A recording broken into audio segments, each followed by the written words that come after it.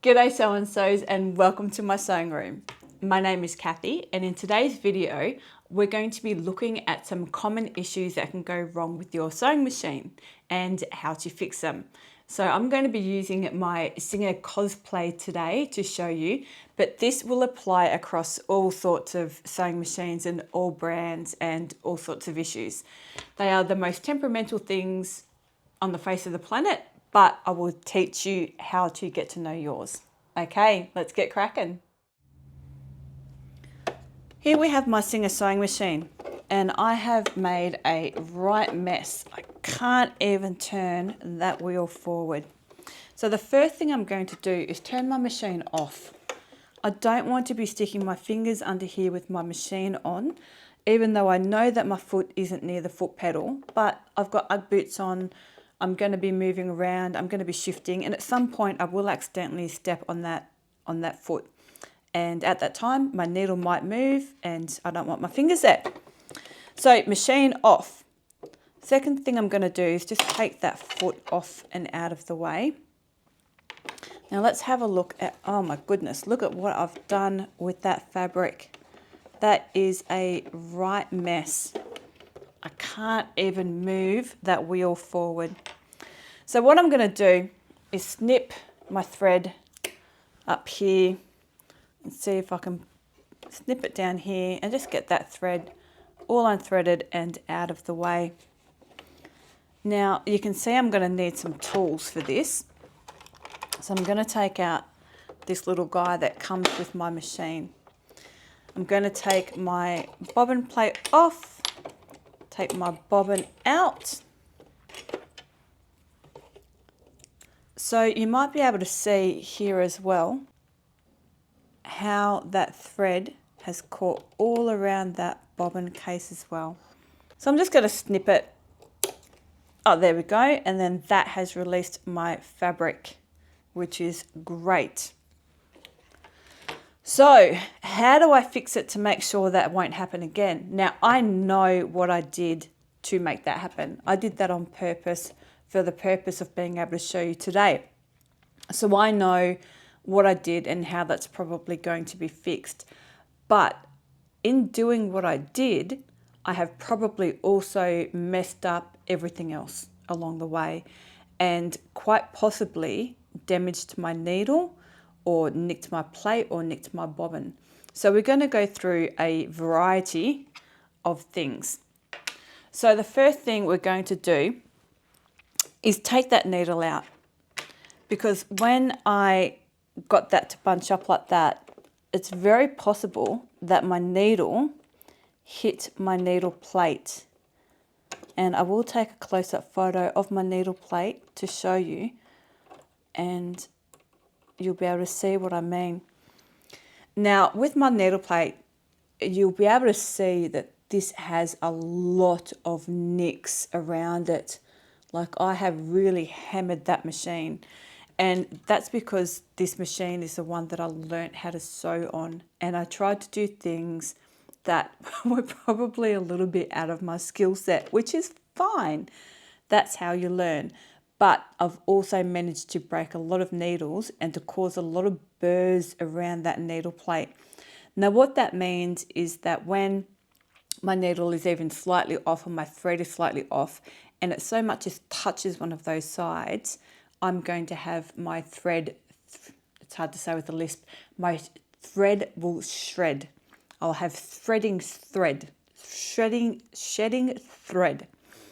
And that would be a common problem for me. So I really should probably replace that, but that's okay for today. So what I'm going to do is have a look at my thread, and I'm going to rethread my machine, if I can grab that. Now when I rethread my machine, you might wonder why your machine comes with this spool. And when I first had this machine, I was like, oh, do I really need that spool cover? Yeah, you do. Yes, if it comes with your machine, then you probably need it. Silly. So I'm going to follow the numbers on this machine, and I do have another video up on how to thread this machine. Now you'll see that my wheel moves again. So I want this in the highest position before I try to thread it. Now, I also am only winding that wheel forward.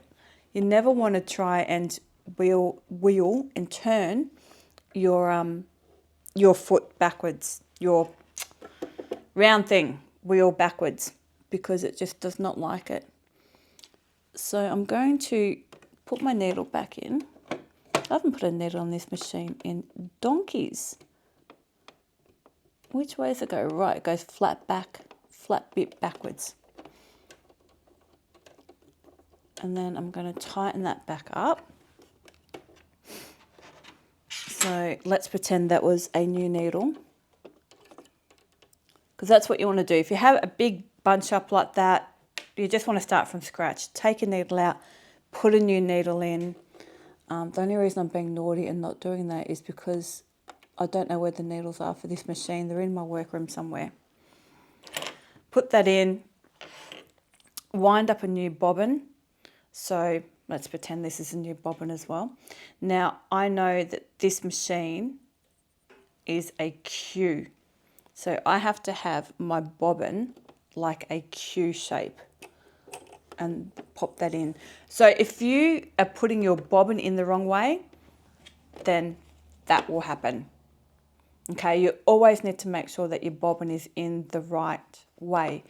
If you do all this and this still happens, then have a look at your bobbin. Is your bobbin warped? Does it have any nicks in it from your needle coming down and hitting it incorrectly? If your bobbin is even a little bit warped, if you leave somewhere hot and it's been left out somewhere where it could have the sun on it or anything like that, it will warp and it will cause all sorts of trouble as well. So I've got it rethreaded. I've got the bobbin in the right way. I've checked my bobbin, there's no nicks in it. I've changed my needle. I know that my needle plate is in desperate need of replacement, but that didn't cause this. So let's pick up that thread. Keep winding that wheel forward if it doesn't want to pick up properly.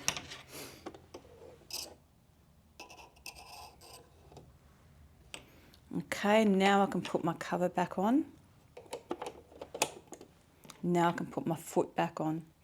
So to put my foot back on, I'm going to place it underneath that bar, and I'm going to look and try and line up you'll be able to see the grabby thing with the bar and the presser foot.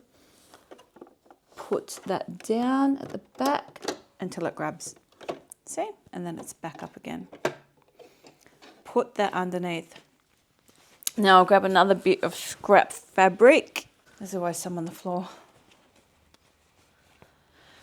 Always, until my magical cleaning fairy comes in and cleans it all.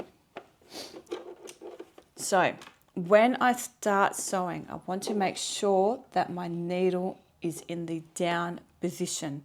If I try and sew with it in the up position, it very well could do what it just did to me. And then I'm going to find my presser foot. And off I go. Problem solved. Now, I went through a bunch of reasons of why that could have happened. It could have been that it was threaded incorrectly. It could have been that I didn't have my spool on properly. It could have been that my bobbin was in the wrong way. It could have been that my needle had a burr, or at some point I've put the wrong needle in for this particular fabric, or the needle was the wrong size. So that's why it's so important to just pull everything apart, take your bobbin out, unthread your machine, take the presser foot off, change your needle every time, and then you will have your problem solved, hopefully. Tension is the last thing, sorry, where's my tension? Up here. Tension is the last thing that you should be messing with, okay? It's probably 99% of the time, it is not a tension problem, but that is the first thing that new sewers will go to. The tension on this machine, I know, is ideally set between a 3 and a 4. And most of the time, a 3 is perfect. The only time I'll start messing with the tension is if I start using a stretch fabric or a really slinky fabric or something like that, and it starts not liking it. Other than that, it stays on a 3 to a 4. If I'm having skipped stitches, so if I had stitches where, I'd have a nice stitch here and then a really long one, and then another nice one, then a really long one, that most of the time is going to be a needle problem. It's going to be that it's a wrong type of needle for the fabric, or I'm trying to force too much, like too strong of a thread. Yeah, so it'll be a needle problem if you're having skipped stitches, you've got a burr on it, or it's just in a little bit wrong. So take your needle out, check it, check what size it is, and check what size you need for that particular fabric. If you are sewing with just a nice cotton woven, simple like this, with no stretch in it, and you're going to skip stitches, then you've probably got a burr on your needle, which means a tiny little microscopic nick, and that's your problem. So there you go. I hope that helped. And yeah, happy sewing. And remember, it's only fabric. We can always buy more. Spotlight is full of it. Have a good day, peeps. That's not right. Troublemaking, troubleshooting. Try again.